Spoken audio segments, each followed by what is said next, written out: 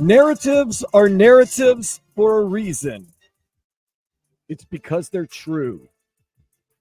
Miami Dolphins, 8 games in a row in the bad weather, 8 most likely losses in a row. There's a few minutes left. They went into Green Bay tonight. The temperature around, actually, not a terrible 27 degrees, felt like it was 15 degrees.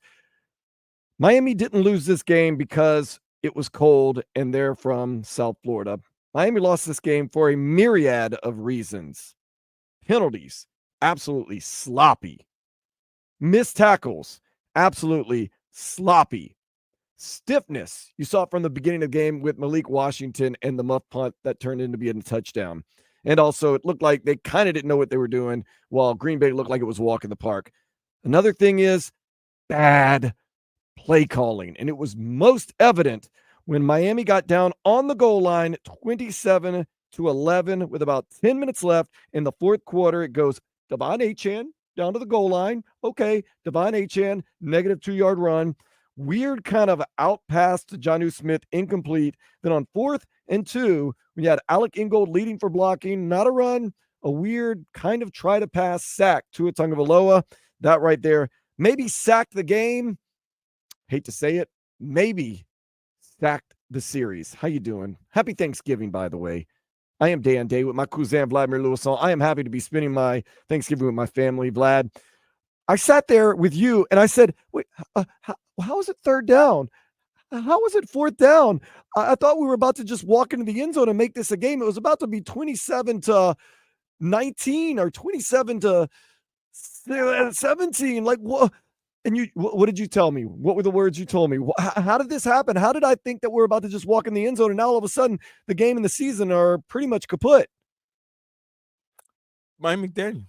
Bad play calling. That's it.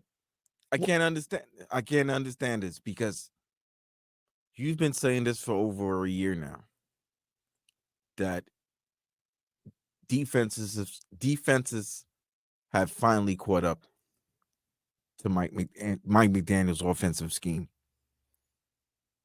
I can't understand why it takes late in the game when the team is basically, when you are up 2 possessions or 3 possessions, you're basically playing a safe defense. So you're going to find holes where you're going to find Waddle and Tyreek, and they were able to, make plays towards the end of the game. But in the first half, nothing. And you mentioned this earlier. Special teams was dismal. Defense can't tackle. And offense can't move the ball. Tua was either overthrowing guys, underthrowing guys. You wanted to kill the narrative that you can't play in cold weather, and you did not do that. Oh, and that you could beat a playoff-worthy team, and that you can be good, and you can be on the road, and it can be cold, and that doesn't matter. We're not wearing gloves. Well, figure it out. This is where you can know right away that this Dolphins team, although not bad, not good, not elite. This is what good, elite playoff teams do at the end of the half. The Dolphins get the ball with about 1:30 left. And they get the ball back in the second half. What do good teams do? They go down, they score, they get the ball back in the second half, and they score again. Dolphins not only do not score, Green Bay scores a field goal. And then what do we do when we get the ball back in the second half? 3 and out. You're telling me that's a playoff team? And you're telling me that's Green a good Bay team? And then what did Green Bay do? They scored 3 points. Another 3 points again. In its first possession in the second half, which basically means they scored 6 points in their last 2 possessions, which would have been what the Dolphins would have wanted to do. Yeah, I'm sorry, bro. You can't convince me anymore. This is 3 years. I let things marinate. I know we're in a world where you want to jump the gun on everything, but Mike McDaniel's play calling in these situations, in these games against good teams, on the road, cold weather, it leaves a lot to be desired. And yeah, and you could say, oh, they started getting their rhythm when they were down 27-11. Yeah, when the team went into a prevent defense, basically. And then you got down to the goal line. Devon Achane, like I said, runs it almost in, gets to the 1-yard line. Negative run, 2 yards for Devon Achane. A weird kind of outlet pass to Jonnu Smith, incomplete. And then a sack where the offensive line did nothing. And there was a holding even, and that wasn't even enough. You can't convince me now that this is a good Dolphins team that, number one, cannot beat a good team, period. The Cowboys is the only good team they've beaten in the past 2 years, and that was a false team. Can't win on the road in cold weather. But here's the thing. The narrative is cold weather, right? But that's why I didn't want to hear any excuses tonight. It was 28 degrees out there, bro. Right. That was balmy. That's balmy there. Yeah, it snowed a little bit, but whatever. These guys shouldn't. This was way warmer than what they faced against Kansas City. Yeah. And I want to say they play. I mean, they making a comeback in the second half, but damage was done. Damage was done already, bro. Damage was done. First half, you're down 24-3. 24-3 at halftime. And like I said, instead of when you had the ball at the end of the first half, going down, getting some points, getting it back in the second half, getting some more points, and saying, we're making a stamp on this game, you let Green Bay score a field goal after you didn't score at the end of the half. You gave them the ball back, and in 30 seconds, they scored. Then you come in second half, 3 and out. They score a field goal. Then they come back. It's just no excuses. Want to hear from you. 305-567-0560. We are live. The phone lines are open. We want to hear from you, the Dolphins fan. I've been saying it for a week, Vlad. This is the litmus test. This is a litmus test. Can you go in Thanksgiving night against a good Green Bay team in the cold weather, destroy all the narratives, and say, we're going to go on a run? They have proven to me, Vlad, that this team, at least at this point right now, is not a very good team, or not a terrible team, but not a good team, because they are showing you signs of being not a good team. With the penalties, absolutely terrible. The tackling, oh my goodness. Now the secondary is beat up to hell. I'm not giving them a pass, but I am saying they're beat up to hell. They've got Saron Neal out there penalized all over the place because he's trying to play defense when he's a special teams player nowadays. But they're not showing signs of being a good team, much less a playoff team. And I'll tell you this, Vlad, tell me if I'm crazy. Matt LaFleur out-coached Mike McDaniel today. Yeah. Matt LaFleur out-coached Mike McDaniel. Straight up. You're not going to get any pushback from me. Yes. We got a delay of game on a fourth down where we went for it. Then we brought the field goal unit out. They were offsides or lined up in the neutral zone. Green Bay was lined up in the neutral zone all day. Then went for it on fourth down, and we did get it. But goodness gracious. So it's 30-17 with it's going to be 2 minutes left. You're down by 13, and the Dolphins will be getting the ball back. We shall see what will happen. My faith is very low right now in these Miami Dolphins. If they can score a touchdown, maybe try for an onside kick. I don't know. It looks like Green Bay, though, just kind of knew what they needed to do, and they did exactly that. The Dolphins just kind of looked like they were always just trying to make it happen. Can't win in the cold. Can't beat a decent team. And Tua's numbers are good. Yeah. 32 for 40. But some of this is empty. Sorry. Some of this is damn. It's empty calories. Sorry for arguing my voice. Some of this is empty calorie numbers, bro, right now. You know what I mean? Like, they played better in the second half, but come on, you cannot start a game. You can't start a game. You got the field goal, 3-0. That was it. First half, you did not get Tyreek or Jalen Waddle involved. And where was the running game? No establishment of the running game whatsoever. And the defense missed tackles all over the place and got out physical, and Josh Jacobs ran all over you. It's just one of those things. Jalen Wright gets 0 carries tonight. We're going to get to the stats and the facts. It is empty calories, Tua Tagovailoa. And by the way, when we needed Tua to be accurate and great at the end of the first half, this is where I feel as though the game was lost. At the end of the first half, and I'm going to keep bringing it up. Tua, remember, threw a duck over Tyreek Hill's head, almost got Malik Washington murdered with that terrible pass. And then I want to say he threw a bad pass to, was it Jonnu Smith, that was incomplete, and it was a turnover on downs. I'm trying to think. Sloppy play. It was, Devon Achane. He threw a bad pass to Devon Achane. Then they came down, kicked a field goal, and went into halftime 24-3. You're down 24-3 on the road against a playoff caliber team. I don't care what the weather is. It's probably not going to happen. You're probably not going to come back. Yet miraculously, you do drive down with about 10 minutes left, 27-11, and I thought it was a walk. And like I said, I was joking with you, Vlad, thinking, oh man, no worries, we got this. And lo and behold, they find a way to get it to third down, then fourth down, get a sack, a hold. Green Bay gets the ball back, and it's like, what just happened there? What just happened? Penalties, missed tackles, stiffness, and bad play calling. That's a recipe of not being a playoff team. A disaster.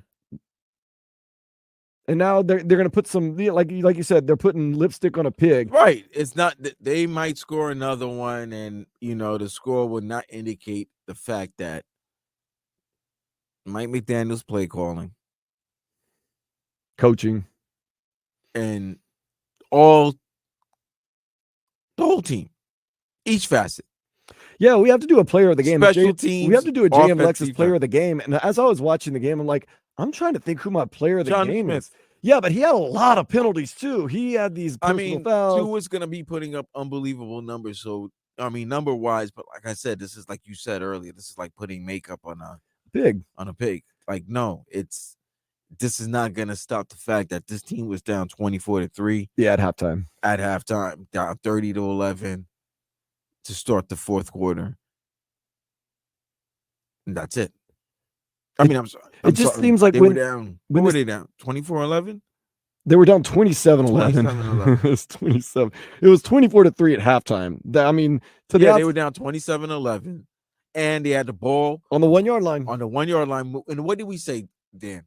Going to like they have to score this because they got the ball back in the third quarter, and what was I saying? They need to go in the 2-minute drill. You said they need to score with 12 minutes on the clock. I said 12 minutes left. I said no. They don't have to have that much time, but the quicker the better. And the lack of urgency. I felt like in the middle of the third quarter, they should have gone no huddle. They should have gone 2-minute drill because Green Bay has the lead. They can run the ball the way Josh Jacobs was running and the way the tackling was. They were going to milk the clock. You need to score to put pressure on them so that they don't feel comfortable. They got the ball. They drove down the field. Fourth quarter, it was 12 minutes left in the game? Yeah. Achane, first and goal, 7-yard run. Great run. He almost got in. Second and goal, they go outside to try to run the ball. He gets stopped. Third and goal, like you said, Jonnu Smith. What a weird pass. Ball deflected. And then fourth down, I don't know what the play was going to be because it got blown up immediately. But yeah, you bring up a good point, Vlad. I still thought they were cool. So when they get the ball at the beginning of the fourth, literally, they got the ball with about a couple of seconds left, and they had an injury. And they ended up. It was an injury that gave them an extra play for the third quarter. So they basically had the ball at the beginning of the fourth quarter, and you said they got to score and have still about 12 minutes left in the clock. I said, they don't have to rush that much. You score, you make it a one-possession game, you make it an 8-point game. Like, let's say 27-11, you score, you get the 8. Let's get the 2-point conversion. Right. It's 27-19. It's an 8-point game. All the pressure, all the momentum's changed. And the reason why I said that was because you don't have room for error. Nope. Yeah. So you converted razor thin. You were down 24. So you need to score 3 possessions and get 3 2-point conversions. And the chances of that happening is not great. Yeah, saying it even sounds crazy, but go ahead. But the reason why I say score early with at least 12 minutes is at least if you scored a touchdown and don't convert the 2-point possession, 2-point possession, you're still down 10. Right. So that's still a achievable goal to get. You're still able to get. You maybe get 2 possessions. You could score a field goal, not necessarily have to score a touchdown. But if you do score a touchdown, stop them. Now the next possession is either field goal to tie the game or win the game. And another thing is you put pressure on a team that's Thanksgiving. They had a big lead. They start getting a little, their quarterback has been known to throw it to the other team and try to make things happen. Like last week was the first time in 11 games that he did not throw an interception. Now he's doing it again. But you put the pressure on them. They were not playing with any pressure. Nobody. And once again, you were right. There was no sense of urgency. Sense of urgency. I didn't think there had to be the greatest sense of urgency, but maybe push the button a little bit. I thought that they could have pushed it a little bit. You were right on that part. And another thing, Green Bay was out more physical than them. Yeah, they were. They were out physical again. And then here he goes, fumbles the ball, almost loses the ball again. Common thing with him. Just bad all around, bro. Bad all around. Teron Armstead, 2 plays, he gets beat. I know that the one where it was Tua moved up in the pocket, but the second one, it seemed like Mostert was supposed to chip, but he got beat. And you don't want to put Tua in those positions where he has to get out the pocket and has to decide to scramble or not. But that's it. That's Game's going to over. do it. Final score from Green Bay, 30-17. Let's keep it a buck, Vlad, because we're always honest. It is Game Day Uncensored. We're not going to hold back. I'm going to tell you the truth, Vlad. Tonight looked like one team that had it together and is a playoff team, and another team that looked like pretenders. There it is.